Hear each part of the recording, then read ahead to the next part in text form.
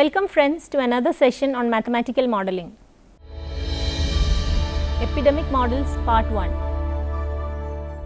In the earlier sessions, we have discussed the simplest mathematical models used by biologists to understand interacting populations. Now, we further develop those ideas in the particular context of infectious disease.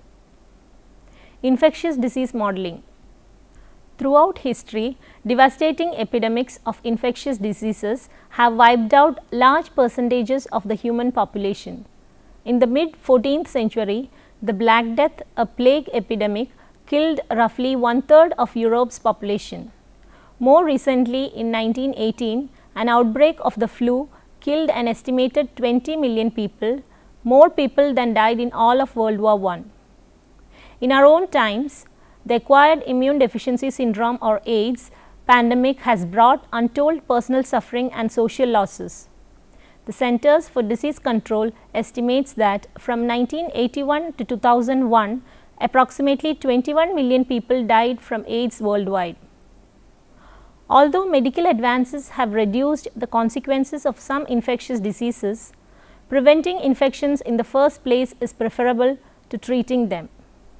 The development of vaccines gives us not only a means of protecting ourselves as individuals, perhaps more importantly from a public health view, a means of preventing sudden and widespread outbreaks. Once a vaccine is developed, how should it be used? Should everyone in a society be required to be immunized for certain illnesses, regardless of their personal desires?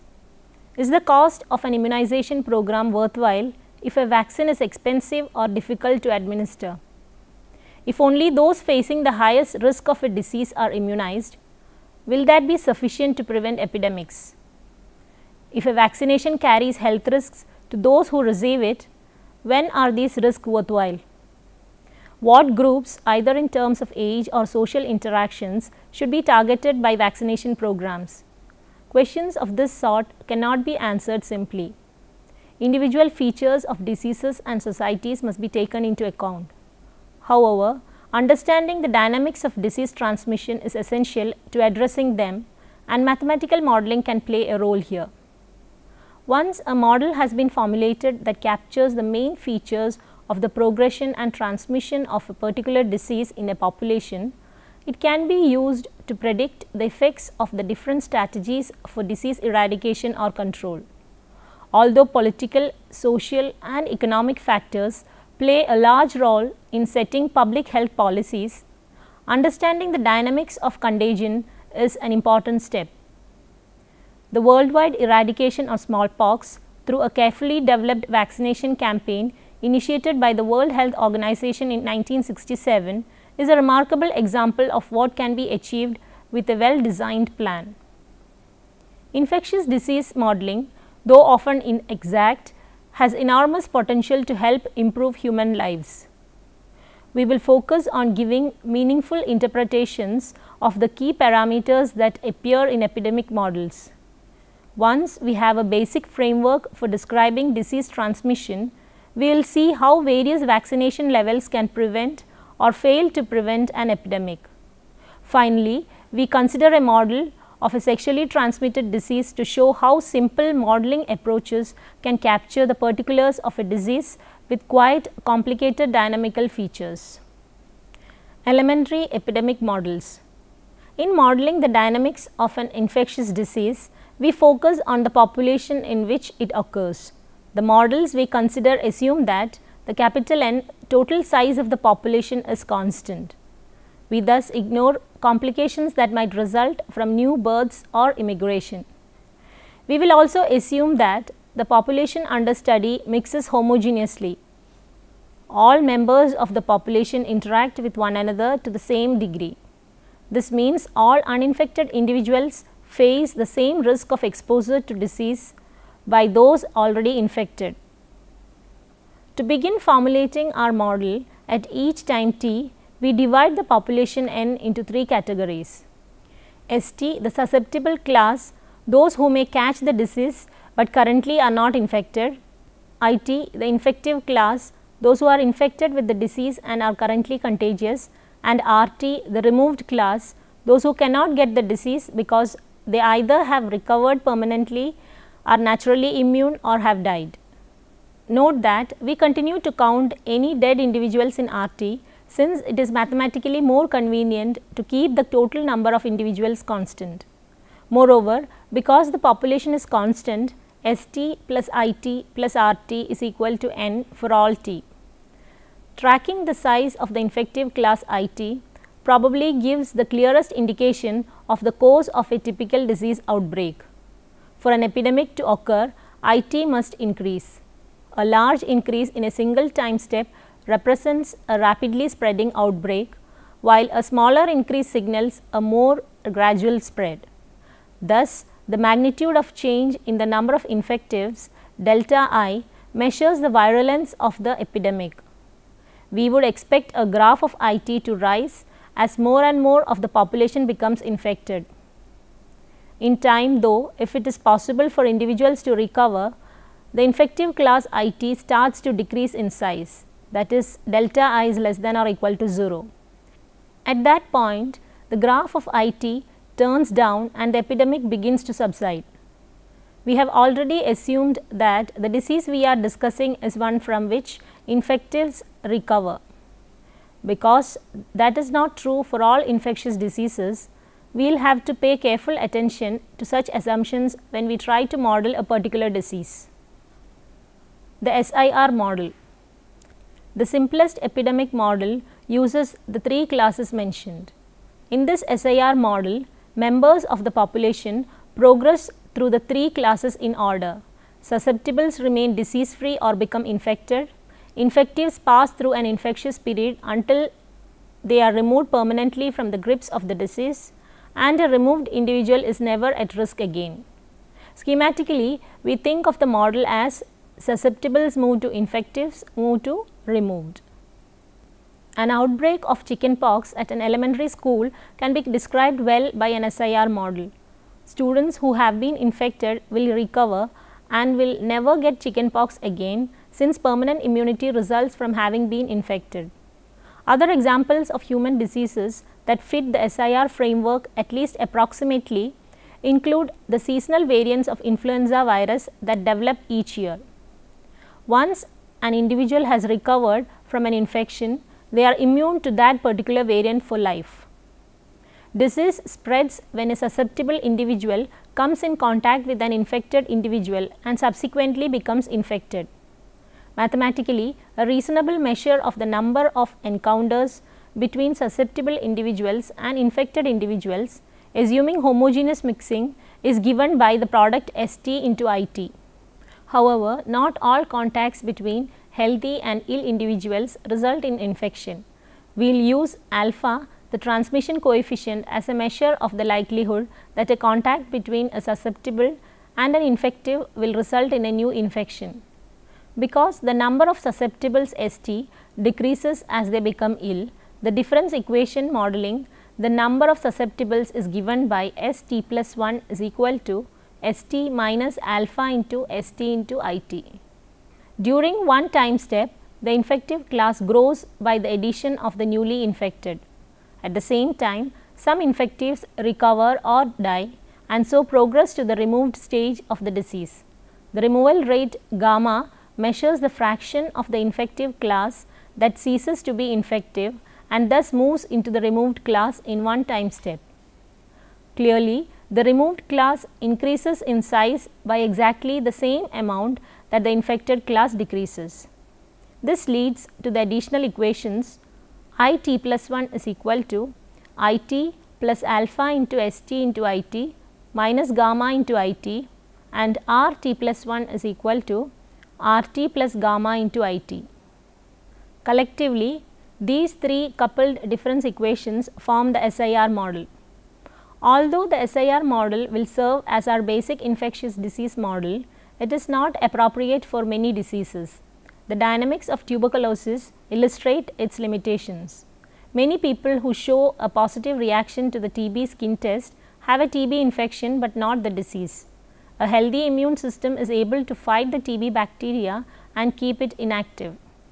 Such a person is not contagious and may never develop the disease. However, if the immune system is weakened and the infection is not medicated, a person infected may develop tuberculosis and become infectious. Proper modeling of TB will require at least one more class, those who are infected but not infective. Almost every disease has unique features that must be incorporated into a model. The art of creating a good model is deciding which of these are important to capturing the right dynamics and which can be omitted to prevent the model from becoming too complicated to analyze. Remember that our goal in modeling disease transmission is to understand how to control it. The SIR model is a good starting model that can be refined as needed for particular diseases. We should also remark briefly on the choice of time steps in modeling diseases. We have commented earlier that difference equations are particularly good for modeling populations with rigid life cycles. However, diseases often fail to have rigid stages of development. For that reason, and sometimes for the reasons of mathematical tractability, differential equations are often used in such models. However, the modeling principles are very similar in either the difference or differential formulations. We must certainly take the particulars of the disease under study into consideration. If a person is typically sick and contagious for a week, then a time step of 1 day might be appropriate. It is usually better to use a shorter time step when in doubt. Now, we will move to threshold values and critical parameters. To analyze the SIR model and gain some biological insight into the parameters in the model, we will rewrite the defining equations as delta S is equal to minus alpha into ST into IT and delta I is equal to alpha into ST into IT minus gamma into IT and delta R is equal to gamma into IT. We will say an epidemic occurs if delta I greater than 0 for some time t, that is, if at some time the number of infectives grows.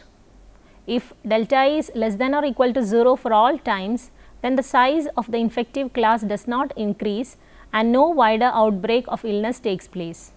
The first step in understanding disease dynamics then is to understand the signs of delta I. Thus, we focus our attention on determining whether delta I is equal to alpha STIT minus gamma IT, which can be written as alpha ST minus gamma into IT is positive, 0 or negative. First, notice from this formula that if IT is equal to 0, then delta I is equal to 0. If the population is disease free, that is has no infectives, it will remain that way.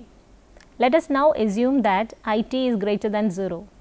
This means that delta I will be positive, 0 or negative according to whether alpha ST minus gamma is.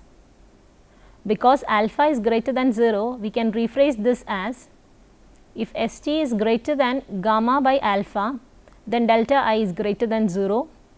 If ST is equal to gamma by alpha, then delta I is equal to 0, and if ST is less than gamma by alpha, then delta I is less than 0.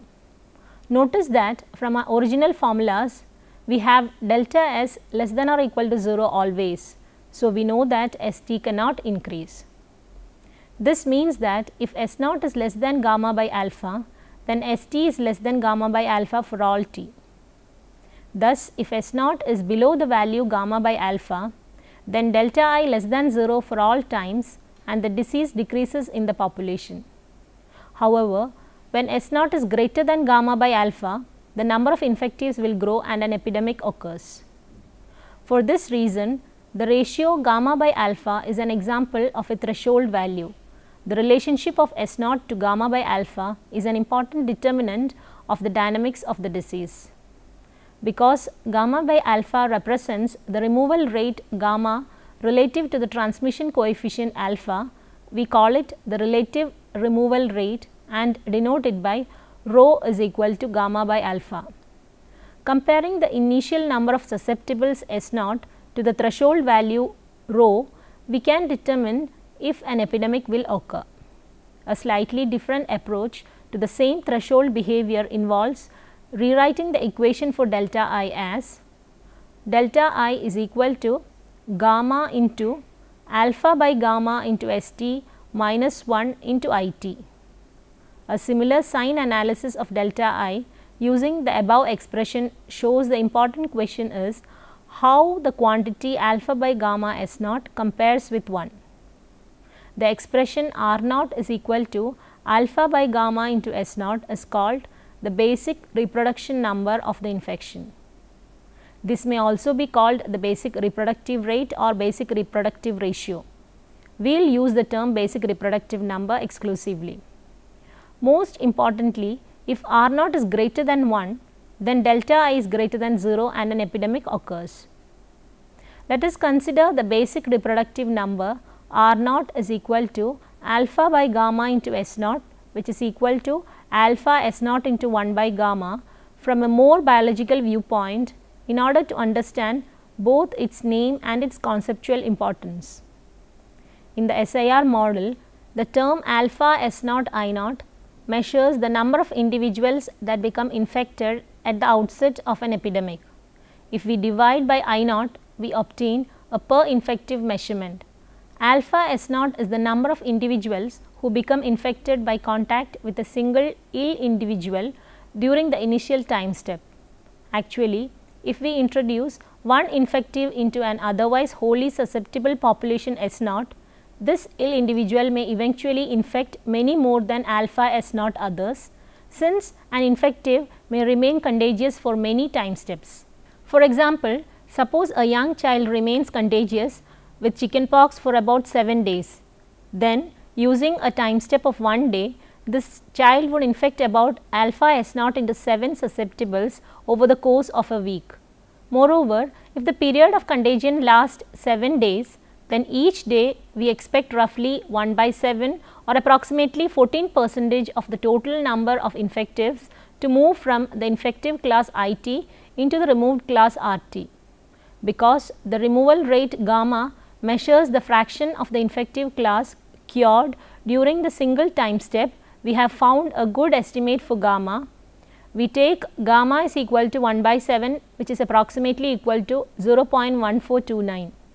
At the same time, we have found a good interpretation for 1 by gamma, that is, it is the average duration of the infectious period. In fact, we can estimate gamma for real diseases by observing infected individuals and determining the mean infectious period 1 by gamma first. We have R naught is equal to alpha S naught into 1 by gamma, which is equal to number of new cases arising from one infective per unit time into the average duration of infection. Thus, R naught is interpreted as the average number of secondary infections that would be produced by one infective in a wholly susceptible population of size S naught. Note that from this point of view, the threshold value of R naught is equal to 1 makes good biological sense. If R naught is greater than 1, then a primary case of disease spawns more than one secondary case of the illness, the size of the infective class increases and an epidemic results. If R naught is equal to 1, then a deceased individual produces only one new case of the disease and no epidemic can occur. There can be no growth in the number of infectives. When R naught less than 1, the disease dies out. In short, an epidemic occurs if and only if the basic reproduction number R naught is greater than 1. Because the basic reproduction number has such a meaningful interpretation, epidemiologists try to find an expression for R naught for any model they propose. Although a complicated model such as 1-4, a sexually transmitted disease, might include many additional parameters, some combination of them should be interpretable similarly to R naught here. The basic reproduction number plays a role in public health decisions because a disease prevention program will be effective in preventing outbreaks only when it ensures R naught is less than or equal to 1. Now, we will move on to the severity and duration of epidemics. Once we know a model predicts that an epidemic will occur, we also want to be able to predict its severity. Suppose for a certain disease, one infective is introduced into a population of 500 susceptible individuals. We will assume the SIR model and that using time steps of 1 day is adequate for describing this disease. Suppose additionally that data indicate that the likelihood a healthy individual becomes infected from a contact with an infective is 0.1% and that once taken ill, an infective is contagious for 10 days. Justify the calculation of alpha is equal to 0.001 and gamma is equal to 0.1 in the SIR model. For these parameter values, we find that rho is equal to gamma by alpha, which is equal to 0.1 by 0.001, which is equal to 100. This means that we expect about 1 by rho, which is equal to 1 by 100 of the susceptibles, or R naught is equal to alpha by gamma into S naught, which is equal to 1 by rho into S naught, which is equal to 0.01 into S naught, which is equal to 0.01 into 500, which is equal to 5. Individuals to become infected with the illness as a result of contact with the original sick person. Moreover, because R naught is equal to 5 greater than 1, we expect an epidemic to occur. In fact, with such a large value of R naught, we might expect a rather devastating epidemic to occur. Before we conclude, let us summarize what we have learned in this session. We started our discussion with an introduction to infectious disease modeling. Then we discussed the elementary epidemic models. We have seen the SIR model and analyzed it in detail. We also discussed how to predict the severity and duration of epidemics once we know a model. In this session, we have given meaningful interpretations of the key parameters that appear in epidemic models. Now, let us discuss a few exercise problems to test your knowledge on the topic. First one, a parasitic disease, malaria, is transmitted to humans through the bite of an infected mosquito. A mosquito becomes a carrier by biting an infected person. After the parasites have grown into the mosquito for about a week, the mosquito can pass the disease to another human through its bite. Is it appropriate to use an SIR model to model malaria transmission? Explain. Second problem, suppose the mean infectious period for a certain disease is 37 days. First question, what is the removal rate gamma if time steps of 1 day are used? Second one, what is the removal rate gamma if time steps of 1 week are used? Next problem, an isolated island population of 100 individuals is exposed to a disease. The disease is particularly deadly. An infected individual remains contagious until overcome by death after 4 days. We want to predict the disease effect on the community on a daily basis. Suppose initially one individual is stricken with the disease. What is the removal rate gamma? For what values of the relative removal rate rho will an epidemic occur? Use this to determine for what values of the transmission coefficient alpha an epidemic will occur. These are some books for further reading. First one, Modules in Applied Mathematics Volume 4 Life Science Models by H. M. Roberts and M. Thompson, Springer Verlag 1982. Second one, Mathematical Modeling in Biology and Introduction by Elizabeth S. Allman and John A. Rhodes. Third one, Mathematical Biology Lecture Notes by Jeffrey R. Kasnov. Fourth one, Mathematical Modeling Lecture Notes by Jeff S. McGough. And fifth one, Mathematical Modeling Lecture Notes by David C. Dobson. With this, we come to an end of this session. We will continue with the remaining part of epidemic models in another session. Till then, goodbye.